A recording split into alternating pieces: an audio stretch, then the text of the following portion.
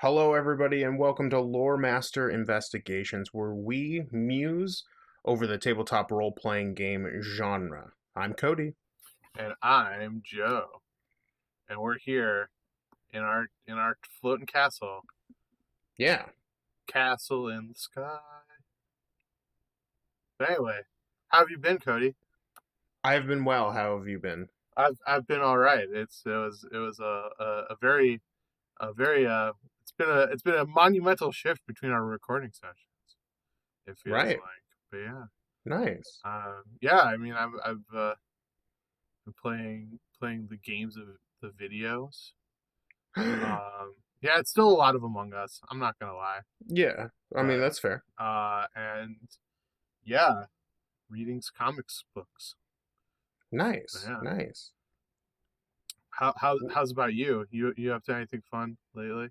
Um, yeah, Destiny 2 just released its DLC, Okay, so I've just been playing that nice. with all of my spare time. In fact, I just got done playing it before we started this. Whoa, that's crazy. I Getting know, right? prepped. But anyways, Yeah. oh, who's that little guy? Hopping on over. Hop, hop, hop, hop, hop. You know the sound that hops make. Oh, it's Bookie. Is he still upset with me? No, I think he's cool with you. He's he's Nice. he's shaking his very fancy bookmark that looks like a tail Aw, because what a what an adorable. we're going with the book dynamic. Yeah. Oh, Bookie, do you have a question for us? All right. So I'm just gonna scratch you below the chin. All right, he's opened up and says, "Hey, Lore Masters, I'm a long time listener, first time writer, and I have a question for you. What are some tips and tricks that you guys use to add, making combat fun, unique, or otherwise unusual?" Gasp. Ooh. So yeah, I mean, here's the thing, Cody. Is Yeah. I have some thoughts about this. I'm sure you do too. Uh, Uh-huh. I think that combat's kind of like one of those things where it's a tricky needle to thread. Oh, Because 100%. I feel like when you start off like you as I feel like even if you have like an experienced table of players around you, you still want those first couple combat encounters to kind of be not by any means simple, but like nothing too out of the ordinary or crazy. I think you want to make them feel cool and make them feel powerful early on. But as you kind of roll through, right, it's interesting because it's like as your party becomes more powerful, you have to make some difficult decisions where it's like, do I start throwing like literally thousands of dudes at them? Do I throw a potentially very dangerous monster at them? All of Or the or both. both, right? And I feel like it's like a difficult thing too because you don't necessarily want to sacrifice things like narrative flow or character growth. But hey, there've been lots of fun things that we've done. Um, I'm sure not only in the campaigns we've played together, but in other campaigns in our life, where we sort of have experienced unique things that can make a combat, kind of outside of the box. Uh, Yeah. so yeah, I'm going to start with a question for you, our our honorable DM.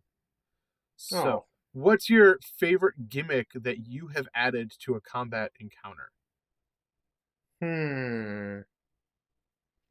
This one's tough because I've run so many encounters at this point that it's hard to keep them all in track. But I think the most memorable one, I don't know if it was my favorite, but it's definitely like something that I still remember to this day was your party was in a castle and a army of people were going to storm the castle, and they brought all sorts of things. They brought people, they brought flying creatures, they brought like basically like giants to storm the walls, and I gave you guys basically the Attack on Titan zipline gear Mm-hmm.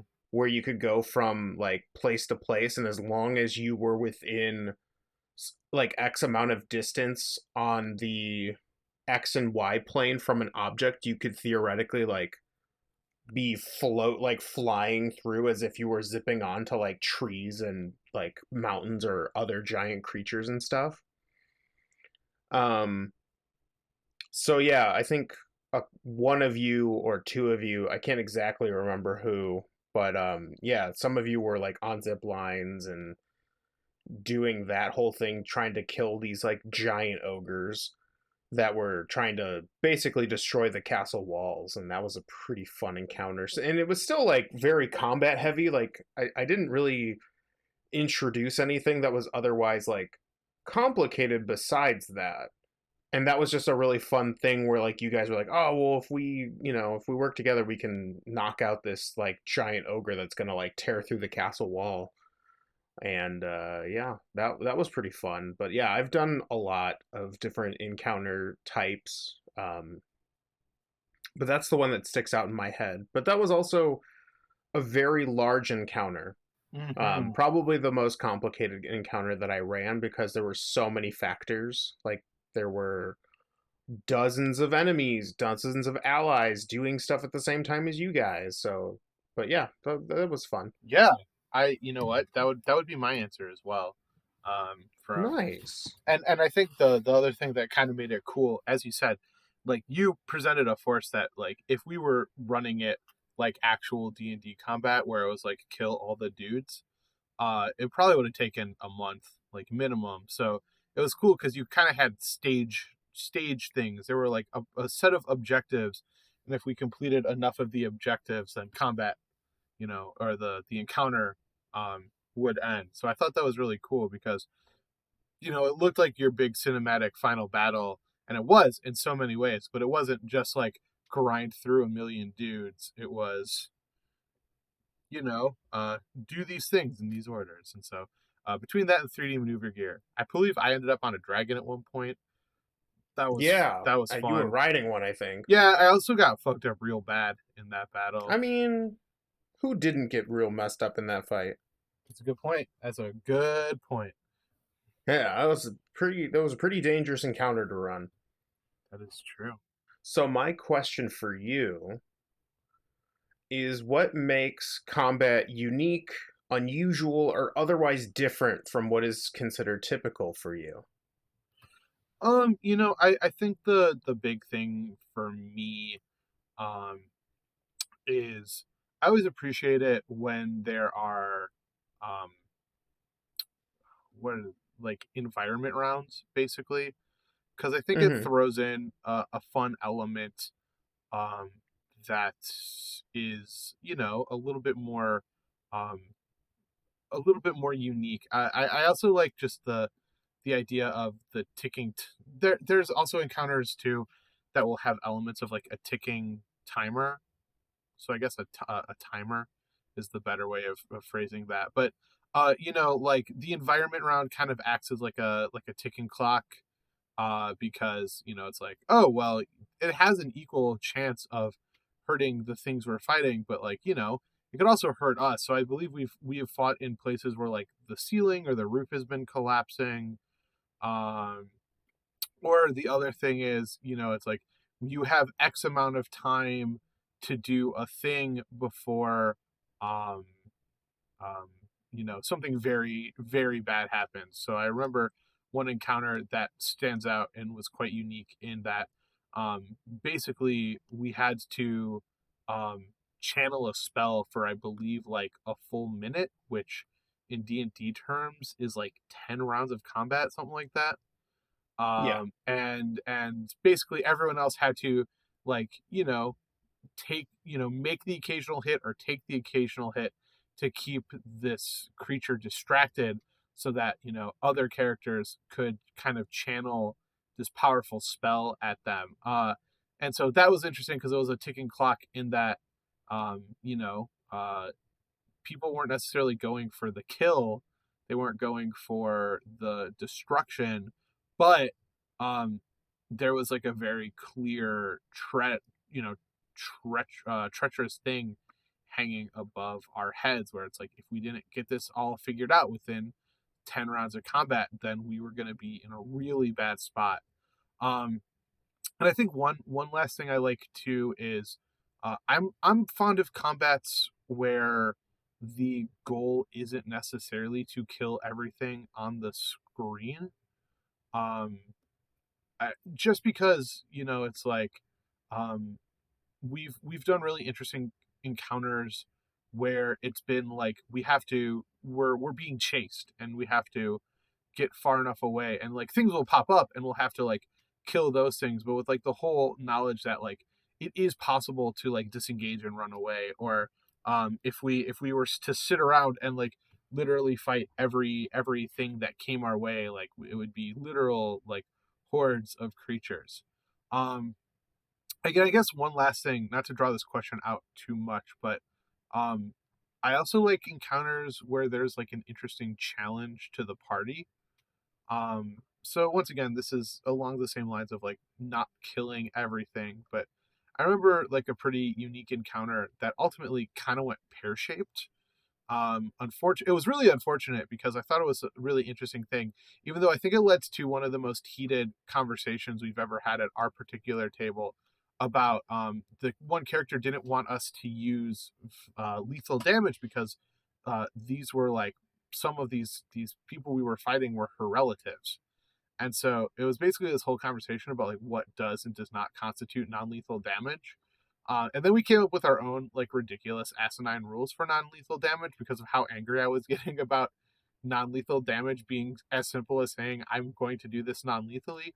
But I thought it was interesting because I really enjoy kind of adding, another level of challenge. So either something that it feels like you're building towards a big climactic or disastrous thing if you don't do it in time, or combat where there's another win condition outside of kill everything on the stage.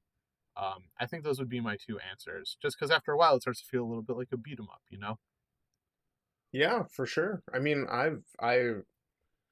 my school of thought for running encounters anymore is that if killing is the only option, then you are running a standard dungeon crawl.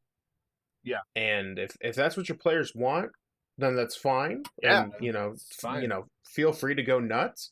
But I do think there are times where killing everything or just I want to hit the thing with the sword until it dies is not the only answer or the only way to create encounters. So Yeah, yeah, anytime I can add a objective or a twist or what have you. Like if killing is the only option, I want something else to be special about that encounter, sure. whether it's a monster ability or like like you've said, the ticking time clock or an environmental thing. But yeah, I agree. Yeah, I mean it's little things, right? But I like the idea that it's not just like, and sometimes there are nights where I do just want to like stab a bunch of stuff or smash a bunch of stuff. Yeah. But sometimes I like to give myself that kind of like next level challenge. I feel like it's important for developing your character and things like that. Okay, so Yeah, my variety is the spice of life. that is true. All right, so my next question for you is, if you could go back and change one combat encounter you didn't think quite worked, what would it be and why? Hmm. Probably the final encounter of the six, which was our previous campaign. Okay. Um, so it was a big boss that was resistant to a lot of stuff. However, you guys very quickly figured out that like what you needed to do.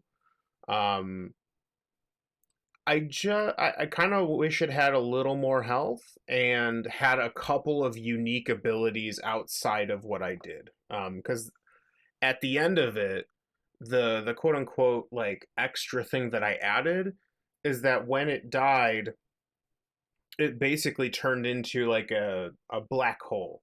Mm. And so the party had to make a choice. And that choice was who was going to go, or if the party was fast enough, they could escape it, but the NPC that was with them would not. So it was kind of this moral dilemma of should we try to save the NPC who's been helping us, or do we let him go to save our own skin? And um, and because I know this group well enough, it would be a dilemma for them because all of them want to throw their bodies on the sacrificial pyre. So um, I wish that combat encounter for the final boss wasn't just slap it until it dies kind of a thing. I wish I had done maybe another mechanic where like more tendrils would pop out and like the party would also have to deal with those. Mm-hmm. Or some kind of like extra thing that it could do because it wasn't like I think you guys were pretty close to dying, but it wasn't quite as climactic as I was hoping it was. Sure. But it was also the first time I'd ever been like tasked with here's a campaign ending boss. What do you do? And it's like, I don't know. I'm just like I'd never gotten to that point, you know. Most campaigns that I had ever ran or been in never make it past 5. And I think you guys were level 10. So, I think if I would have redone like the entire thing, it would have been similar to what I did with it would have been a gauntlet of battles, like a series of battles of you guys getting up to the final boss, and the final boss would have been like the creme de la creme of the fight. If I would have done that, I think that would have been a more intense battle because you guys would have been so resource deprived, and then you'd have to deal with this super boss. But yeah, but yeah, that's tough because like it's a big final boss. You want to make it tough, but you don't want it to be too impossible. So like, and once you get past level 5, it's kind of a crapshoot on what is considered a difficult encounter based on what the party has access to at any given moment. Because like, you know, if your party is a bunch of spellcasters, then they usually have options, right? And so there's not a whole lot you can do to be like, well, the wizard needs to think more about the choices they have because the creature's immune to this, and that's usually their signature spell. Because I'd have to do that with everybody, and everybody was a very unique and different class. So, yeah, that's about. I think that would be the only one that I'd like to. That's the only one that comes to mind, at least in my Sure. brain space. Yeah. Yeah. Yeah. No, I think that's it's interesting, right? Because it's what you said, like I feel like final battles are a really interesting like needle to thread, even more so than regular combat, just because it feels like it's this culminating thing, and so I think it also kind of just boils down to you want to give them a challenge, but God, how depressing would it be if you had a TPK at the climax of the story, right? Like Right, right. it would be a borderline devastating. Like I feel like I've said on the show I've tried to become a little less what's the word I'm looking for, a little less like um uh, stuck on my D&D characters, right? Where it's like, or a little less protective of them, because I think that there's can be interesting aspects if a character dies, or if they quote unquote retire from the party or something like that. But you know in theory, if you hit level 10 with a person, that means you've invested a fair amount of time with them. If you get even further than that, you've invested a lot of time in them. um and if you get to the final encounter with the character, like, I say that I don't mind if my D&D character dies, but if you get to that final encounter, you kind of want him to stick around a little bit longer. So you want to see him be triumphant. Sure. And then my last question for you, if you were in a contest to make the wildest encounter for your players, what would you include and why? Hmm, interesting. I think And if it adds any tension to it, I am one of those players. I think that I I think that what I'm looking for in a big in a wild encounter, I would probably go and include like various I would include some like tension traps, some like some plate traps, kind of like in the game Hades, which I've been playing a fair amount of lately, which I think adds a little bit of tension. Like obviously, once the first one gets triggered, you can kind of see um, where they're going to be from there. So I would also include some environment, some environment things like a perhaps a falling ceiling tiles, things along those lines. And then I think the last thing is I've been starting to become really interested in adding layers to combat. Um, Mainly because my character was given a grappling hook at the beginning of this of like it was something that came standard in my artificer kit that I was playing with. And so I've been having a lot of fun like trying to get above the combat and then like, kind of moving through space in a way um that I can, flank people or get behind people or, you know, um, get a bird's eye view, which is kind of started making me feel like a Batman. And I think it's a neat thing to kind of add multiple dimensions to a combat. But I think the biggest thing would be in the court. I feel like the biggest thing would be that the main objective, the main enemy that you're trying to fight, has a charged something that is charging over time. I think for me that knowing that there is a charge, something charging up adds all kinds of unique tension to it because it really does make it feel like we have to move and we have to move now. um, I think a good example of that in our recent game is the combat where we had to like kind of break these tethers that were connected to various creatures that we were fighting, and once you broke those tethers, you could start to damage the sort of big blob in the center. I thought that there was something really unique about that because it felt like if we had not focused on, if we had let that go further, it would probably have gone really bad for us.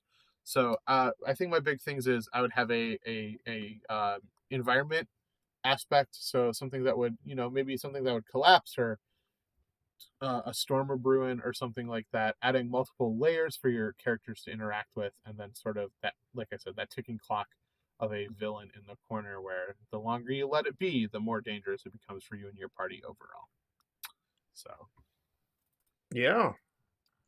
Yeah, it's a like lot, but well yeah, I mean, I think that's the thing about combat in general is like once you get the hang of doing standardized combat, the only thing you can do from there on, at least in my opinion, is get crazy and go wilder, like getting, units with magic and and then interesting like elevations and all you just keep getting more complex with your encounter design until you get to a certain point. Like, I think if I wanted to do a really wild encounter, um, it would be on two airships that are like side by side, right? mm-hmm. Like maybe it's a gang of pirates or whatever that are attacking your airship.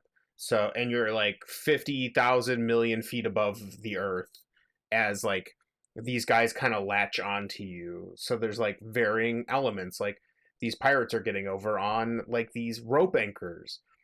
You also don't want to fall over because if you fall over, you die. And and then from there, I would include like the enemies also have some kind of cannon that they can load. And then that cannon, if they can get it to load and shoot, it'll do a ton of damage to not only the ship, which could eventually go down, but then also do a ton of damage to the party or the other NPCs that might be involved. Um, and then that way, like the objective is like defend against the pirates, but also like you need to find some way to maybe either disable that cannon or detach very quickly and get away from them before the cannon can like do some serious damage. You know what I mean? Oh yeah, for sure. Yeah, that way you add, basically everything that you're suggesting. There's a, the environment is like, don't fall off, and like, if you want to get over to that cannon, you have to traverse that scary rope, right? Like that in and of itself is like a very dangerous and treacherous pit that could spell death for you and uh your fellow compatriots. Yeah. Yeah. Any final thoughts about unique unique combat? There we go. Yeah, I think my final thoughts are, it's actually fairly easy to make something unusual. I think the very basic form of combat is there is an enemy in front of you, you defeat it. As soon as you add more layers to that, like the objective being different, the environment being different than what you're normally doing, to, basically change everything about what you consider normal, and suddenly for your players, it is a wild and unusual thing. Like our that set piece battle in the first question where there was this huge army.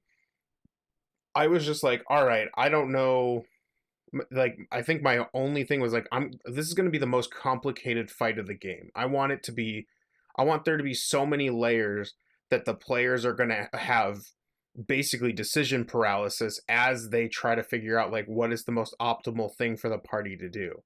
And ideally it was to figure out what is the best way to help these people whose castle was getting sieged. Um, some of the other encounters that we've done, like the blob monster you mentioned, I was like, yeah, the extra layered mechanic is that this blob creature was tethered to basically everything in the room, and the more they untethered these creatures, the more vulnerable it became, but the angrier it got. So if like they hadn't dealt with the blob quickly enough, it would have, unleashed like these, additional tethers, since they were cutting off all the tethers and stuff like that. Like, as soon as you add another element, it becomes unusual, it becomes different, and it doesn't actually take that much. Like, you don't have to overcomplicate the rules. You just need to like think about what can I do to up the ante on just standard combat. Like if it's three bandits, what can you do to make that different than just kill three bandits and you're good to go?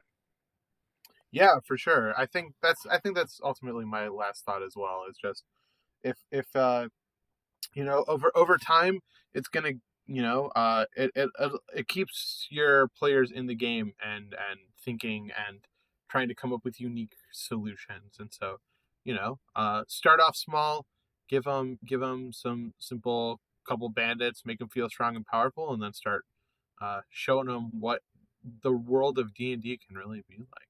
So Yeah. hey Cody, I have Mm-hmm. a question for you. Oh, Bookie seems I very may or happy, by the way. Well, Uh, that's good. yeah. I might have an answer for you, but we'll see. I forgot that was part of the bit, is that we have to make sure that Bookie's okay. Um, hey Cody, if people like this episode and they want to learn more, where's the place that they can learn more? They can go to our website at www.fandomroulette.com, where all of our episodes go up as they're going live. You get more information there about us as, podcasters. You get more information about the stream that we do every Sunday and Monday. And then if you go all the way to the bottom, right above our social media links, if you want to chat with us, there's a little form you can fill out if you have a conversation that you'd like us to muse on for Loremaster Investigation. Yes. And hey Cody, if people want to listen to this episode or tell a friend about it, but they don't necessarily use the same podcasting apps, where are some places that people can find episodes of the show to tell a friend to go and listen to it? We're all over the internet, my dude. We're on YouTube, SoundCloud, Spotify, Google Play, Stitcher, basically all of your pod catching apps. All you got to do is search Fandom Roulette. And hey, if people want to follow us on social media, send us a funny meme they saw or things along those lines, where's some social medias that they can find us on to say hi to us to? Well, if you're Twitter savvy, we're fandom r underscore podcast. But if you're more of a Facebook or Instagram user, we're there. We're on there as well. Just search Fandom Roulette. And hey, is that it? Oh man. Uh, Mm-hmm. please, I'm so sorry. Please remember to like, rate, review, and subscribe.